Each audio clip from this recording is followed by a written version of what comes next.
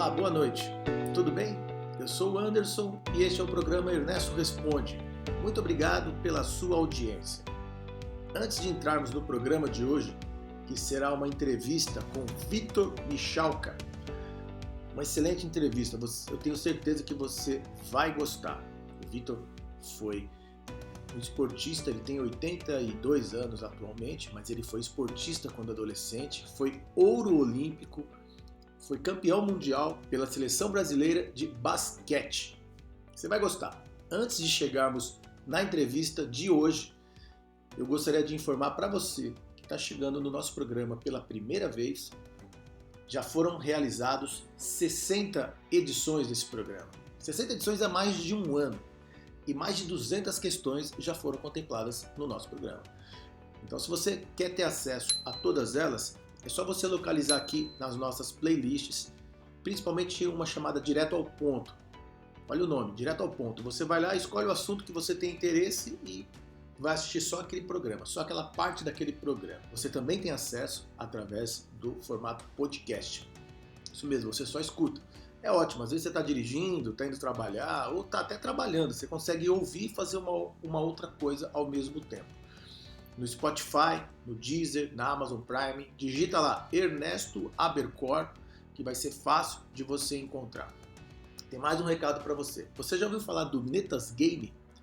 O Netas Game é um evento que foi idealizado pelo Ernesto, que acontece durante um final de semana em Ibiúna, no Spa Ventura. É um super hotel, super confortável, tem toda uma pegada de ecologia, esportes, alimentação saudável, natureza, enfim, vale muito a pena conhecer. Você chega lá no sábado de manhã, dia 24 de setembro, e vai embora no dia 25 de setembro, domingo, finalzinho da tarde, tudo incluso. E você ainda disputa algumas atividades, por exemplo, vôlei, basquete, futebol, natação, caiaque, enfim, tem várias atividades. E você aprende diversas coisas, você aprende a competir, você aprende a interagir entre equipe, você aprende a superar os seus limites. Eu mesmo já participei das últimas 2 edições e olha, eu recomendo, minha família também já participou, vai participar de novo. O evento está 100% confirmado, o Ernesto também participa, então assim, vale a pena. Acesse o site netasgame.com.br, tem uma aba lá chamada Quero Participar e lá tem todas as informações. O lote 1 de inscrições é até o dia 9 de setembro, então faz a tua inscrição até o dia 9 de setembro, que é um valor diferenciado. E agora vamos dar início ao programa com a entrevista do Ernesto com o Vitor Michalka. Como eu disse, é uma excelente entrevista, fala da carreira do Vitor e fala de um livro que ele lançou recentemente, intitulado A Trabalhabilidade, a obrigatoriedade de sempre estar se adaptando. Eu tenho certeza que você vai gostar. Acompanhe agora. Pessoal, hoje eu estou aqui com meu amigo Vitor Michalka, grande jogador de basquete, na época do Amauri, do Sírio, campeão. Ele vai nos contar um pouco sobre tudo isso. Mas agora ele está como escritor de livros. Ele trouxe uma pilha desse tamanho aqui de livros que ele está escrevendo, vai escrever mais outros, né, Vitor? E um dos livros, que é a primeira parte de um conjunto de 3 livros, é Trabalhabilidade, a obrigatoriedade da adaptação.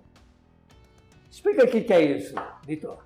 Bom, primeiro se apresenta. Em primeiro lugar, eu gostaria de agradecer o convite de estar no seu canal.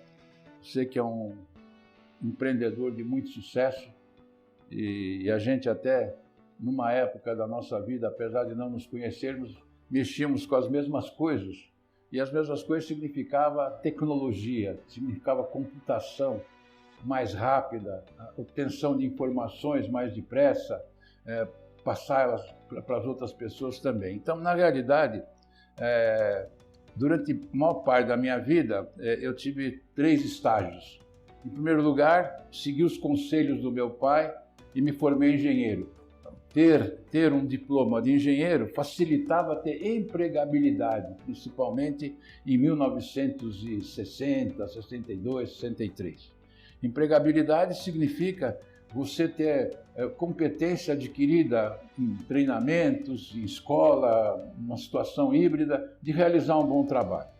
Nessa mesma época, por razões que a vida me permitiu, eu conquistei um certo destaque no esporte, no basquete, que não era profissional naquela época, mas enfim, chegando à seleção brasileira, chegando a jogar nos melhores clubes da época, fiquei num tremendo de um dilema. O que eu faço? Sigo como jogador de basquete, apesar de não ter havido um profissionalismo aberto, a gente era remunerado.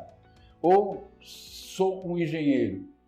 Fiquei numa dúvida. Qual a engenharia que você fez? Eu fiz engenharia elétrica, né? Elétrica. Na época, né? Depois, hoje, o famoso eletrônica. Na verdade, antigamente era eletrotécnico, né? Eram máquinas mais estáticas, transformadores, coisas desse tipo. Se bem que o transformador continua existindo porque ele é necessário. E aí fiquei num dilema, como é que eu vou fazer jogar basquete e ser engenheiro? E ainda mais, como você perguntou, na área elétrica, me mandar para uma usina muito longe, para trabalhar numa usina hidrelétrica e fazer lá uma série de serviços. Então eu achei, não, a solução era, você é um professor. Sempre fui um bom aluno, inclusive dava aulas particulares e enveredei pelo lado do professor, porque eu tinha na minha cabeça a ideia de que se eu fosse lecionar, e tivesse que jogar, perder algum dia, depois eu ia repor a aula, o que é muito difícil num emprego fixo, você não tem como repor que você não estava lá presente. E aí, na realidade, começou uma vida totalmente diferente, segui uma vida acadêmica, andei dando palestras, cursos, mas principalmente aulas de disciplinas que eu nunca imaginei. Me tornei, por exemplo, professor titular de estatística numa universidade. Quando um professor titular morreu, o diretor da escola gostava de mim e falou, você estuda aí um pouco e começa a dar aula. A estatística em 1960 não tinha grande valor, só que hoje ela é a profissão do futuro. Quem mexer bem com Big Data, perceber tendências, vai virar o cientista de dados, que no mínimo tem que conhecer técnicas de estatística, só que não com amostras pequenas, com amostras brutais, amostras de milhões de dados, um volume fantástico. Então, na realidade, acabei lecionando em várias disciplinas, a maior parte das vezes técnicas. Com o passar do tempo, também enveredei pela área de gestão, quando surgiu, na década de 90, a necessidade de ser bom em qualidade, em confiabilidade, em manutenabilidade, manutenção preditiva, corretiva, vamos dizer. E isso me fez também com que, na época, o Brasil não tinha muita coisa como material didático, escrever um monte de livros. Então, isso, na maior parte dos livros, eram livros didáticos. E aí também, por situações circunstanciais, acabei sendo convidado para ser um gestor na Fundação Armando Álvares Penteado e virei diretor cultural. Aí, além de dar aula, eu tinha que estar relacionado com faculdades que nem eram da minha área, como Direito, Comunicação, Artes Plásticas. Lá na FAAP. Na FAAP. Inclusive para coordenar os currículos, para coordenar programas. Aí desenvolvi, por exemplo, um programa chamado Reeducação, que a cada mês a gente tinha 2 dias de treinamento, como dar uma aula mais atraente, uma aula que conseguisse fazer com que os alunos prestassem atenção. Que é difícil, hein? E isso continua sendo, claro, hoje em dia, o mundo híbrido, o mundo online, é uma grande preocupação. As pessoas se distraem, fogem, se desligam. Escrevi durante muito tempo, na própria FAAP, uma revista chamada Qualimetria, que o nome que eu tirei de um grande guru da qualidade chamado Juran, que seria a medida da qualidade. E essa revista acabou sendo uma revista institucional. E nela havia artigos para, vamos dizer assim, interessar todas as áreas. Alguém de direito, alguém de administração, alguém de engenharia, alguém de artes plásticas. O próprio status da FAAP, que tinha museu, tinha teatro, me fez me enveredar para uma área que eu nunca tinha pensado, que era a área da criatividade. Se bem que a criatividade, um engenheiro é criativo, um advogado é criativo nos seus debates, nas suas posições. Todo mundo tem que ser criativo, só que o criativo tem que ser ensinado, tem que aprender. E assim, nos últimos 30 anos, vamos dizer, eu, daquele determinismo exagerado do engenheiro, fui para uma aleatoriedade, às vezes sem controle de outras áreas, né? Na verdade, toda vez que a gente cria alguma coisa nova, você está abandonando alguma coisa velha. Quer dizer, os primeiros princípios da criatividade é grande, faça pequeno, está iluminado, faça escuro, é pesado, faça leve. Quer dizer, essas contradições, claro, é feito a simetria é importante, como fez o Picasso, tudo assimétrico, tudo, e virou famoso, né? Então, se bem que na tecnologia não é bem assim, tem avanços, vamos dizer assim, incrementais ou radicais. Então, durante essa vida e hoje, graças a Deus, nós que somos, você e eu, viemos ao Brasil imigrantes, nos tornamos brasileiros. Você veio da onde? Eu vim da Ucrânia. Ucrânia? Está na moda. E está na moda hoje, mas eu vim da Ucrânia, né? Que na época nem era Ucrânia. Era Ucrânia, mas fazia parte da União das Repúblicas Socialistas Soviéticas, né? Mas você ainda tem parentes lá? Na realidade, como eu estava lhe dizendo, a Segunda Guerra foi uma coisa pavorosa. Nós tivemos que fugir da Ucrânia, tivemos que passar pela Alemanha no tempo do nazismo. A guerra terminou, os aliados dividiram a Alemanha em 4 regiões e aí depois houve uma tentativa de recambiar os refugiados que a Alemanha trouxe para trabalhar para eles, porque não tinha mão de obra. Então trouxe gente da Polônia, da Ucrânia, da Bulgária, da Romênia. Então nós fomos...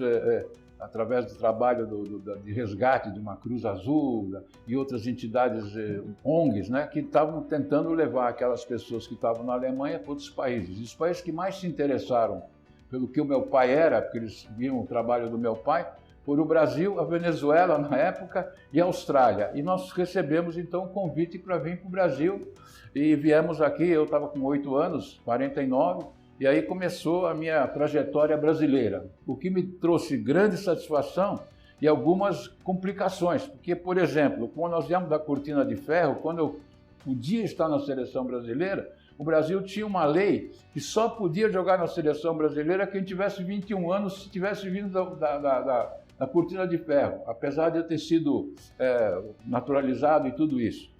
Depois as coisas foram mudando e eu acabei inclusive perdendo o primeiro campeonato mundial de 1959 porque eu justamente não tinha 21 anos, né? Tinha 20, né?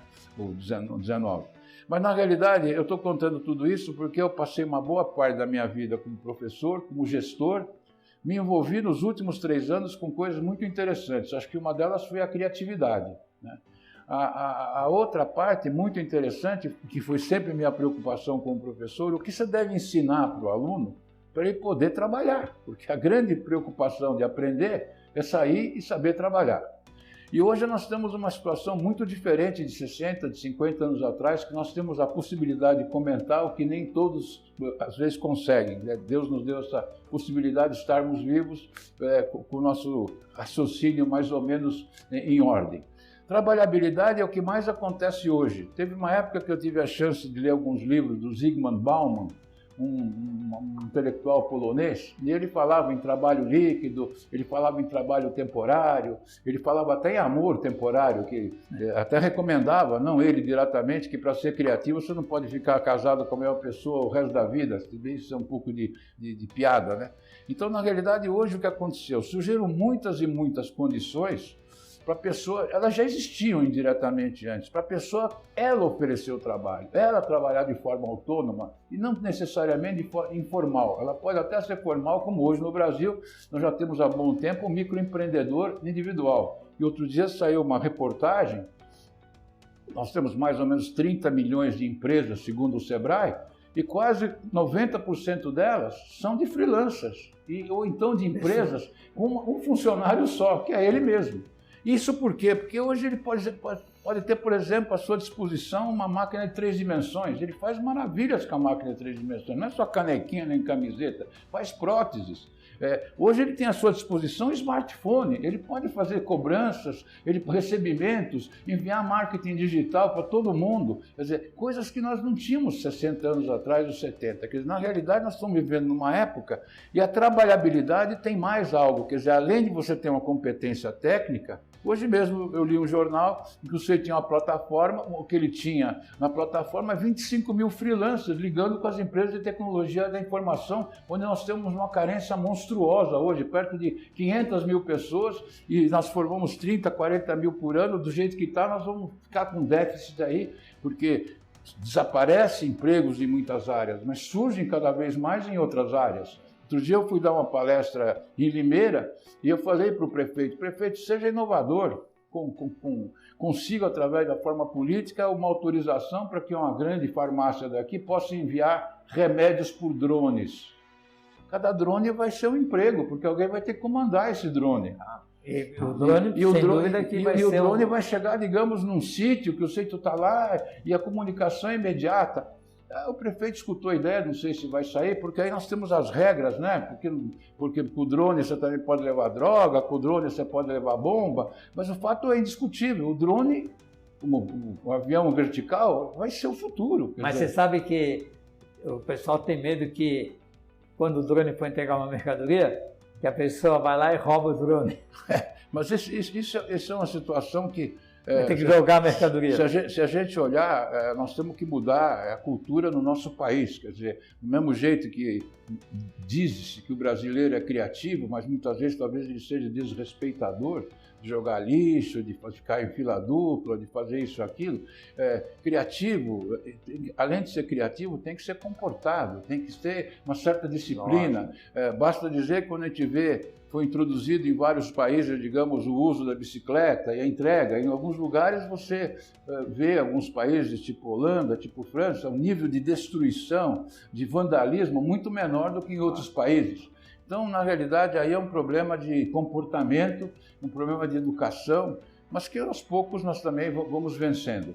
Então, de uma forma rápida, empregabilidade, para mim, seria um subconjunto da trabalhabilidade. Para ter trabalhabilidade, você tem que ter a competência que se adquiriu com a empregabilidade. Mas, por exemplo, um dentista teve que estudar, teve que fazer um monte de coisas para ver as coisas mais modernas, de fazer implante. Mas ele trabalha, muitas vezes, sozinho ou, no máximo, com um auxiliar. Ele está oferecendo o serviço.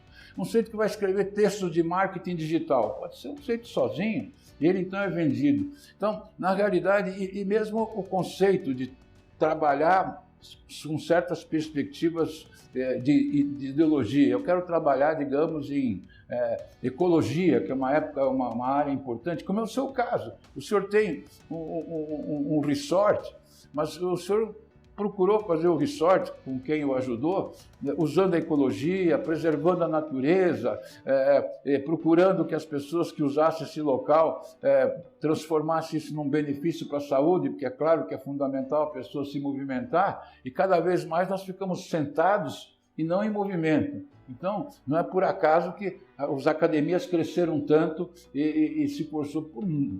Claro que houve a urbanização, houve a dificuldade, houve falta de parques, falta de clubes, falta de uma série de coisas, mas as academias cresceram num patamar extraordinário. Temos quase 50 mil academias. Isso é da saúde também, né? Mas, claro, então na academia, e além do mais, claro que uma academia não deixa de ser uma coisa que todo ser humano quer. Ele quer um relacionamento, ele quer ver pessoas. Então, apesar de ter muita coisa que você faz hoje sem ver a pessoa, das teleconferências de todo tipo, eu continuo achando que nós estamos vivendo cada vez mais a economia da experiência. E a experiência é, às vezes, você comer uma pizza feita na sua frente, a experiência é você ver um cantor próximo, um jogo. Tanto é que você que sempre militou na área da informática, vamos dizer, desde a sua meninice. Tecnologia, mas a informática é uma parte da tecnologia, como podia ser a genômica, como podiam ser tantas outras tecnologias. A gente vê, eu pelo menos vejo com uma certa estranheza, quais são os filmes que têm maior sucesso ultimamente? São os filmes da Marvel, que são todos filmes de ficção, de fantasia, de robôs, mas na realidade, paralelamente, queriam fazer luta entre robôs, simulando a mesma coisa que fazem dois boxers. A luta dos robôs não foi para frente, mas o UFC virou febre, apesar de eu particularmente achar que aquilo não é bem um esporte. Mas enfim, a pessoa quer ver experiência, né? E essa experiência significa uma coisa muito bonita. A melhor experiência que existe para um ser humano é poder viajar. Viajar e aproveitar o que ele está fazendo, a outra cultura, a outra língua, a outra geografia, sei lá, ir para a Turquia, ir para o Butão, e sei lá, ir lá para o Peru. Eu acho que isso aí não é só sair da rotina. A pessoa que fizer isso, não entender o que os outros falam e perceber a sua ignorância dentro desse contexto. Claro que não é possível falar todas as línguas e tem lugar que você vai que a pessoa pode não falar a sua língua e vice-versa, apesar de ter... Então, o viajar é algo extraordinário. E quando você ouve uma notícia daquele local e você foi, Você realmente consegue entender bem Claro. E assimilar a notícia com mais curiosidade. É verdade. Eu tive a oportunidade de viajar para muitos lugares e hoje, com a facilidade do YouTube, você fala, olha, fui a Dubai. Ah, mas eu fui há 20 anos atrás. Claro que não adianta ir há 20, porque o Dubai de hoje é muito diferente. Mas tem coisas que se mantêm. Né? Eu fui à Turquia, olha, andei de balão, não. Então, agora, eu acho que sair da rotina é a coisa principal. Eu tenho um amigo chamado professor Humberto, que é seu conhecido, que ele vive repetindo uma frase que não fui eu que inventei, mas que é muito sofisticada. Quer dizer, quando foi a última vez que você fez alguma coisa pela primeira vez? Toda vez que você for a um lugar diferente, você está fazendo isso. E aí você tem problemas de planejamento, problemas de não entendimento, curiosidades, shows, música, cores. Então, o terceiro livro dessa série, que chama-se Trabalhabilidade, a essencialidade do aperfeiçoamento, e o aperfeiçoamento seja aprender mais as soft skills, seja mais as hard skills, ser especialista, ser generalista, como desenvolver a marca pessoal, ele começa exatamente com o ciclo de vida. Quer dizer, o que a gente faz na vida? A gente nasce, alguém cuida da gente, nos educa, isso obviamente já começa aí uma desigualdade, tem gente que nasce num lugar, um certo berço, com certos pais, mas enfim. E aí a gente educa para quê? Para trabalhar. Quando a gente aprende a trabalhar, a gente tem direito a amar. Amar em todos os sentidos, principalmente o sexo, porque ninguém faz sexo com fome. Então, se você não sabe trabalhar, não tem fome, não adianta você amar. E aí, quando você vai no amor, e o amor tem vários aspectos, acho que o aspecto mais interessante é surge aquele amor fílico, o amor paterno, o amor desinteressado, incondicional, mas o amor erótico sempre continua. Você vem para a terceira parte, que é viajar. Aliás, até uma escritora, Gilbert, escreveu aquele livro que a Julia Roberts interpretou, de rezar, amar e comer, só que ela foi para a Indonésia, ela foi para a Índia, foi para a Itália, eu acho que o viajar é fundamental, desde que você está nessa sequência. E nós dois, né, Ernesto? Agora nós estamos na fase de legar. Que legado que nós vamos deixar? Então, eu acho que o legado mais importante é ter deixado filhos, ter deixado netos, ter deixado amigos, ter deixado exemplo, e não tanto um valor pecuniário, coisa que livros. Então, na realidade, o livro sobre a trabalhabilidade dessa parte terceira, porque o livro 2 fala de inovação, fala de criatividade, fala das startups, de agilidade, enfim, mas acho que os três As são fundamentais. Como é que você se adapta às novidades? Voltando ao livro 1. Quer dizer, o que sempre se quis? Fazer mais com menos. Meu Deus do céu, hoje a gente tem tantos softwares que a gente não faz 2 vezes mais, não faz 3 vezes, faz 1000 vezes mais depressa. Eu fui numa palestra, Ernesto, fui brincar com as pessoas, falei, qual é o número mais importante? E era uma palestra de tecnologia da informação. Qual é o mais importante da vida de vocês? E as pessoas não respondiam. Eu falei, é a aceleração da gravidade? As coisas caem? É o Pi 314? É a constante de Boltzmann? Aí ninguém sabia o que era. O número mais importante da vida de vocês, que vocês não percebem, e ele existe, é 300 mil quilômetros por segundo. O que é 300 mil quilômetros por segundo? Eu falei, o que vocês conseguem fazer em 1 segundo? A gente estava falando de esporte.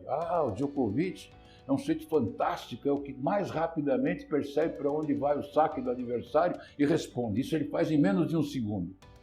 Você está dirigindo um carro, o sujeito breca e você percebeu, consegue brecar também, mas você tem que estar a uma distância adequada. Isso você faz em 1 segundo. Mas eu não estou falando de 1 segundo, estou falando de 300 mil quilômetros por segundo.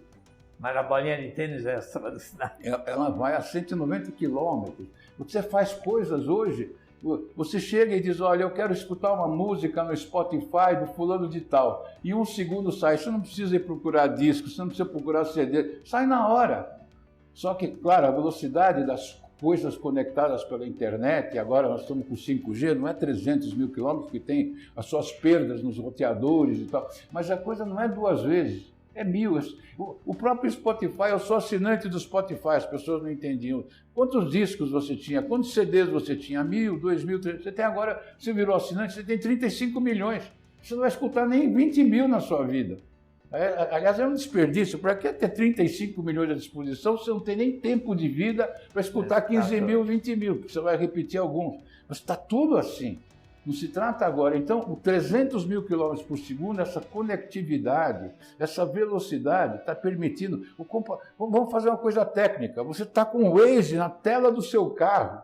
Meu Deus do céu, ele te indica onde é que está o radar, ele te indica quanto falta, ele te indica... E você não tinha nada disso, você tinha que usar um mapa e errava. Veja, é bem complicado. Quanto mais depressa a tecnologia te permite fazer o mais com muito menos. E, obviamente, as mesmas coisas acontecem com o laser. Eu brinquei e falei, no meu tempo tinha mata-borrão. Ninguém sabia o que era mata-borrão. Tudo bem, era para tinta não espalhar. No meu tempo tinha papel carbono. O que era papel carbono? Você lembra, alguns talvez lembrem. Você tirar uma cópia, aí o carbono ficava ruim, você tirava a cópia péssima. Depois veio a máquina de fax. Nem a máquina de fax, o pessoal não lembrava o que era a máquina de fax. Agora tem uma máquina laser que você coloca uma página, sai colorido, sai igual. Quer dizer, isso significa fazer muito mais com muito menos. E quais seriam, então, as profissões do futuro, né? Porque a gente está aí atravessando toda essa... Eu acho que uma das coisas mais difíceis é a gente falar sobre o futuro. Mas nesse livro mesmo eu cito uma pessoa que eu não conheço, mas da qual eu sou admirador, que chama-se Ray Kurzweil. O Ray Kurzweil, que é um americano, que inclusive tem aqueles famosos institutos de futurologia, que o pessoal vai fazer os cursos lá na Califórnia, etc., eu vou fazer 3 analogias. A primeira, quando eu era menino, eu gostava de ler livros do Tarzan, livros de ficção, e um livro que pouca gente sabe do que se trata, de um autor chamado Júlio Verne. E o Júlio Verne é um autor que viveu no final da década do século XIX, 1860. Eis que ele escreveu livros A Volta à Terra em 80 dias, A Volta ao Mundo, a ida por 10 mil metros na profundidade. Na época dele não tinha tecnologia para isso. Passou 120, 140, hoje um satélite dá uma volta em menos de 1 hora, né? Então, na realidade, a pergunta, como é que ele imaginava aquilo, né? Imaginar era bonito, realizar é muito mais difícil. O Ray Kurzweil, que é a coisa atual, ele escreveu os primeiros livros no final de 2000. E ele escreveu alguns livros prevendo o que aconteceria em 10 anos. Como ele escreveu um livro, o pior de todos, dos últimos 5, 6 anos, prevendo que em 2040 a nossa inteligência vai ser superada pela inteligência não biológica, o que está muito próximo, até porque nós reagimos muito como um algoritmo, então talvez não seja perfeitamente, mas muitas coisas ele fará melhor, como já faz. Você apresenta um diagnóstico médico, uma sugestão sobre um processo jurídico para uma máquina que leu 1 milhão de processos semelhantes, ela vai ter uma decisão muito melhor do que um advogado ou um médico que leu 100, 200, ela leu 1 milhão. E com velocidade de 300 mil km por segundo, um pouco menos, ela escolhe a opção, concorda? Mas então, aí precisa ter uma inteligência artificial. Ela já existe, tanto é que a IBM fez o Watson. O Watson tinha 37 áreas. Eu, quando fiz um livro de economia criativa e usei o Watson tinha feito quase 3 mil receitas de ingredientes vendo a parte química, sei lá, juntando bacon com pera, não sei o que, mas vendo os ingredientes. Quer dizer, coisa que nunca foi feita, mas a máquina fez aquelas composições, então ele fala, muito melhor que esses chefes que também inventam pegar raiz de não sei o que, colocar com não sei o que, bonitinho. Quer dizer, só que esse Watson, que é um posterior à máquina que venceu o Kasparov, mas aí era um algoritmo para xadrez, que é muito mais fácil cercar do que essas coisas, nós estamos realmente num desenvolvimento super maluco. Então, não respondi a sua pergunta, mas o Ray Kurzweil preveu um monte de coisas. E numa verificação 10 anos depois, daquilo que ele falou 10 anos antes, de 130, 90 tinham acontecido. Eu acho que eu copiei também essas sugestões que existem. Eu acho que tem muita coisa que vai acontecer certamente. A primeira é a necessidade, talvez híbrida ou não, de gente para cuidar de velhos, como nós. Nós. Até porque a gente vai precisar, com todos os artifícios, não só de máquinas e de robôs, eventualmente, para limpar, para empurrar, mas de pessoas. Isso é cada vez mais porque as pessoas vão envelhecer, então uma profissão é cuidador. Cuidador. Como a gente podia não imaginar, mas cuidador de cachorro, né? De gato não tanto, porque a pessoa quer experiência, mas ela não tem nem tempo. Aí fala, mas meu Deus do céu, meu cachorro está no apartamento, eu vou arrumar alguém para andar com ele. Ele é um cuidador. Não sei se você gosta de cachorro, eu adoro cachorro. Só que nos lugares que eu tenho meus cachorros, tem espaço para eles andarem, mas razoavelmente. Mas em compensação, gosto de papagaio e não consegui fazer com que o papagaio viva aí. Só um que sai da gaiola e anda, voa perto de mim no meu quarto. Tá? Agora, o cuidador também ele vai pegar pessoas, acho que acima de 100 anos, né? Porque com o Ray Kurzweil disse que nós temos toda a condição de viver acima de 120 anos. 120. Por isso que eu ainda estou esperançoso, estou vendo aqui, a gente conversar de pelo menos estar por aqui mais uns 10 anos, né? Porque eu estou vendo muitos amigos meus, recentemente fui convidado a comparecer num jantar de alunos que se formaram há 52 anos atrás e eu vi que muitos falharam entre eles, né? Agora eu, que fui professor deles, já estava vivo, me achei, nossa, estou agraciado, né? E conversando com essas pessoas. Agora, como eu disse, sem entrarmos na entrevista aqui, eu durante muito tempo fui professor de algumas disciplinas. Uma disciplina que eu fui professor e ela é muito importante, chama-se estatística. As pessoas pensam em média, em moda, em mediana, não sei o que, isso não é a parte importante de estatística. Eu, quando fui professor de estatística e fiz a minha tese de mestrado, eu fiz a minha tese de mestrado sobre um modelo de risco quando um objeto, seja ele alimento, seja ele um equipamento eletrônico, seja ele uma edificação, vai falhar. Esse modelo chamava-se modelo de Weibull. Então, por exemplo, quanto tempo vai viver um cabo?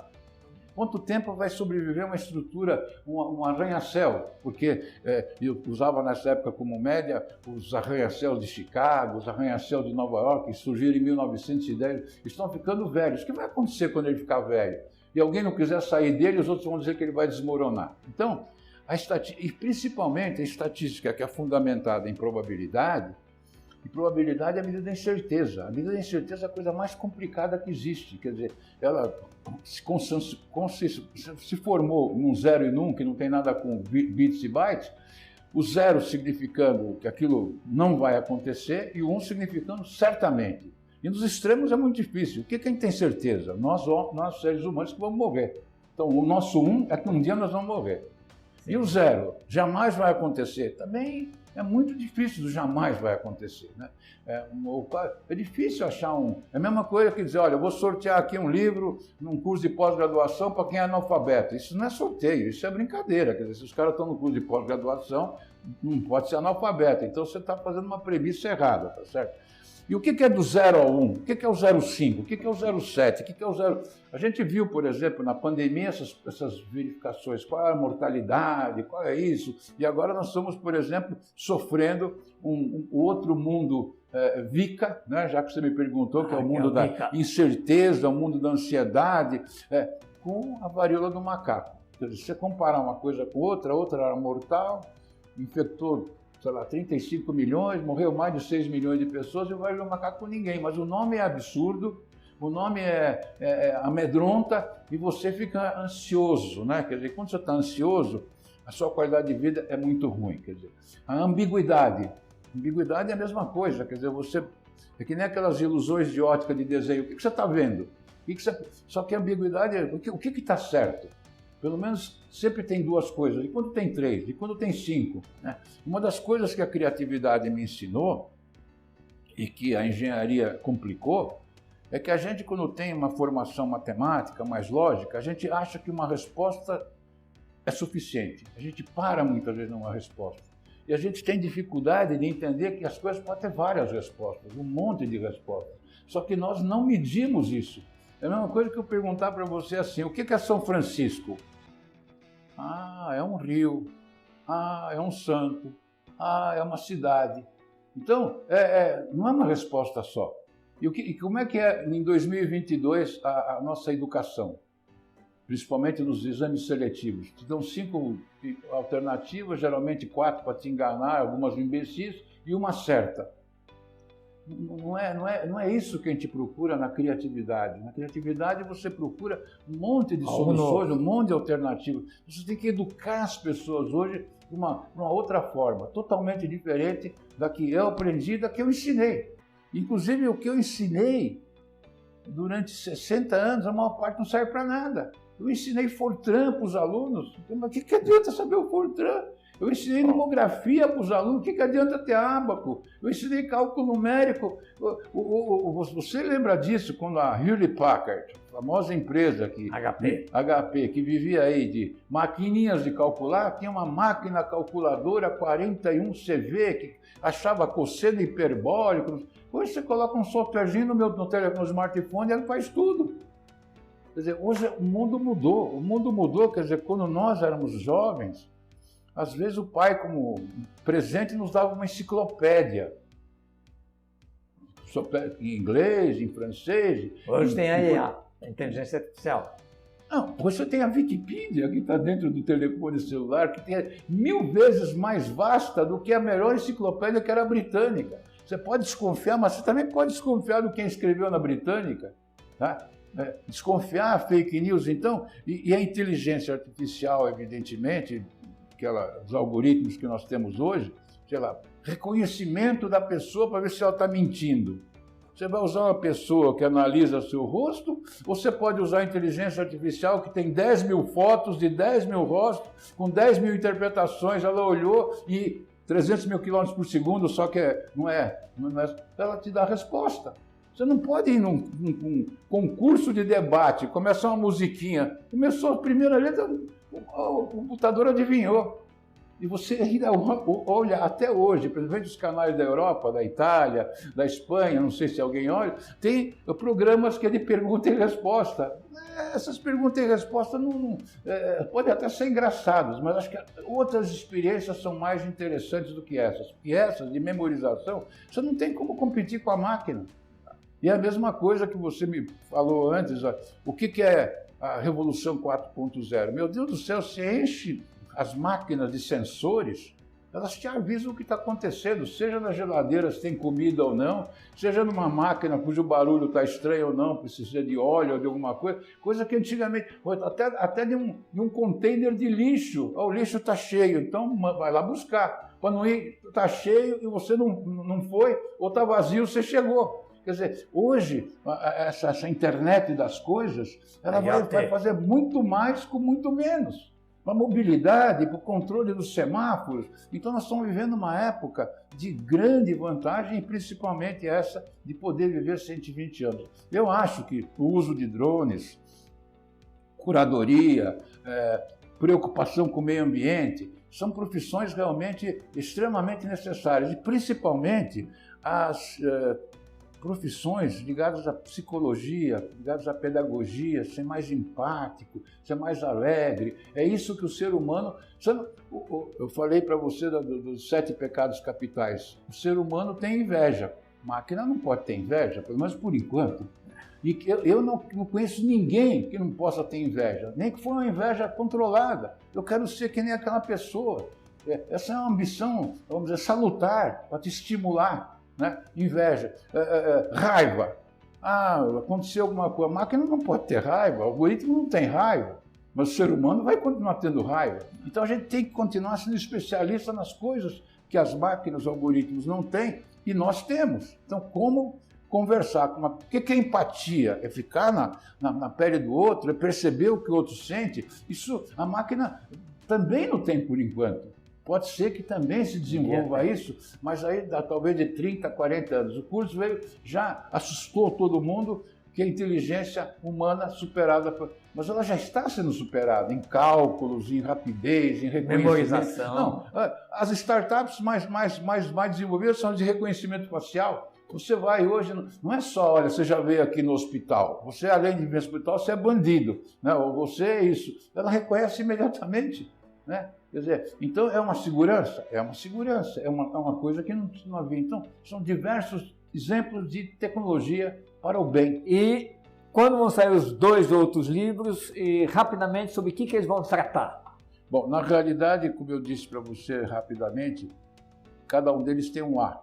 Um é como se adaptar, o outro é como se agilizar. E o agilizar não significa só ser veloz, é ser mais flexível, e ser mais criativo. E o terceiro é como se aperfeiçoar. E, na realidade, os 3 A's, eles são transversais. Você se aperfeiçoa adaptando e, ao se adaptar, fica mais ágil. Então, como eu talvez por preguiça, ainda uso o sistema híbrido para fazer os livros, vou escrevendo à mão, quer dizer, tem gente que nem mais escreve à mão, e aí tem um coitado, no caso uma coitada, que entende a minha letra e digita, aí eu corrijo em cima da digitação, e aí tem um outro sofredor que faz as ilustrações. A minha previsão é que o livro 2, até o final de setembro, está pronto. E no máximo até o começo de dezembro, o livro 3, que aí a pessoa que está digitando já digitou metade. Porque eu coloquei umas brincadeirinhas, que nem o seu livro, uns quebra-cabeças, coisas desse tipo, justamente para... E muitas vezes procurando exatamente, assim, o nosso... a pessoa que está nos vendo, às vezes você faz uma pergunta assim, como é que você faz para dividir um quadrado em 4 pedaços iguais? E a pessoa faz o trivial, ela pega o quadrado, faz assim e assim, porque ela já viu isso. Faz o quadrado, faz assim, assim, assim, porque ela já viu isso. Olha, mas eu quero mais 8 formas. Aí ela emperra, que é o que eu estava conversando, como procurar mais de uma solução, né? E justamente esse procurar mais de uma solução é que muitas vezes você encontra aquela que é mais otimiza, que é mais barata, que é mais alegre, que é mais... enfim. Então, na realidade, os livros são programados todos para esse ano. A gente espera, inclusive, com a sua ajuda, quem sabe a gente anima a organização, quem sabe até a gente faça uns vídeos. Eu fiz todos os livros com 8 capítulos, impressionado com... E tem esse assunto aqui do Brilhe. Os brilhos são testes que você tem que fazer. E as respostas estão aí. As respostas estão aí. Tá. Eu consegui acertar algumas. Então, eu coloquei inclusive alguns brilhos que nem eu não acertei. Por exemplo, tem um que é um famoso, vamos dizer, sofisma do Einstein, não sei se o Einstein que fez, que ele fala de 5 casas, 5 pessoas diferentes, que gostam de 5 esportes, que tomam 5 bebidas, aí dá um monte de dica para você chegar. E quem é que tem o cachorro, né? Quer dizer, e aí as pessoas chegam e dizem, olha, esse negócio aí só 1% das pessoas conseguem resolver. Então eu mesmo não consegui resolver, mas aí no YouTube existem pessoas que resolvem e fazem até vídeo e mostram. Então eu te sugiro, olha o fulano de tal, que ele está explicando, justamente para criar um livro que tenha um pouco mais de interação com quem está lendo, para atrair a pessoa para descansar um pouco e continuar depois lendo o texto nas coisas específicas, o aperfeiçoamento, a agilidade, o método Scrum, por exemplo, quando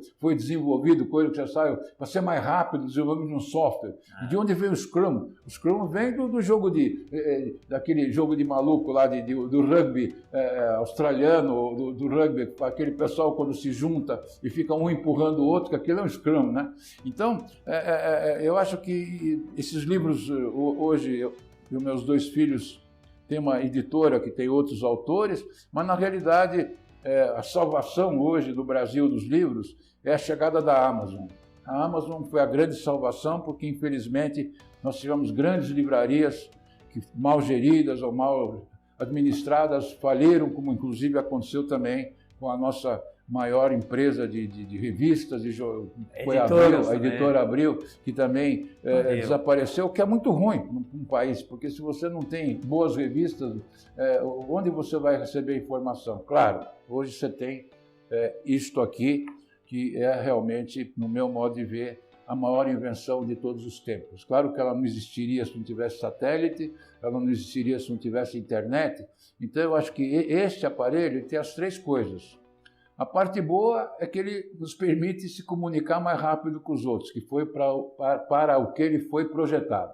A parte ruim é que nessa comunicação a gente pode receber um monte de más notícias e nos explorarem, nos hackearem ou coisa que valha. Mas a parte interessante é que ele é vídeo, ele é foto, YouTube. Ele é calculadora, ele é muito mais do que no nosso tempo tinha um negócio chamado Bombril de 1001 utilidades. Ele é muito mais que 1001 utilidades. Então, na realidade, você tendo hoje um bom uso, eu inclusive acho que na educação... E eu acho que o mais espetacular é o Waze, que te leva para qualquer lugar. Não, eu acho que a quantidade de aplicativos interessantes é fantástica. Eu acho, pessoalmente, que este equipamento, nós devíamos ter uma matéria lá para o 3º, 4º ano fundamental, de um semestre, as pessoas usando como é que você pode usar, porque tudo que a gente tem, A gente usa 10%, Pouquíssimas 5%. pessoas, sabe?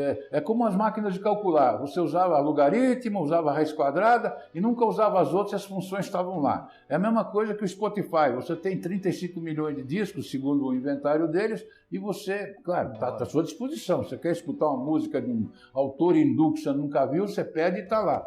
Mas você escuta 10, 12, 15 mil, 20 mil, as que você gosta do momento. Então, na realidade, só que dentro do conceito da tecnologia da informação, isso acaba não sendo, você coloca tudo na nuvem hoje, coloca num outro lugar e você tem um custo muito pequeno de armazenamento de tudo isso em relação ao que se ia antes em papel ou em outras formas de armazenamento.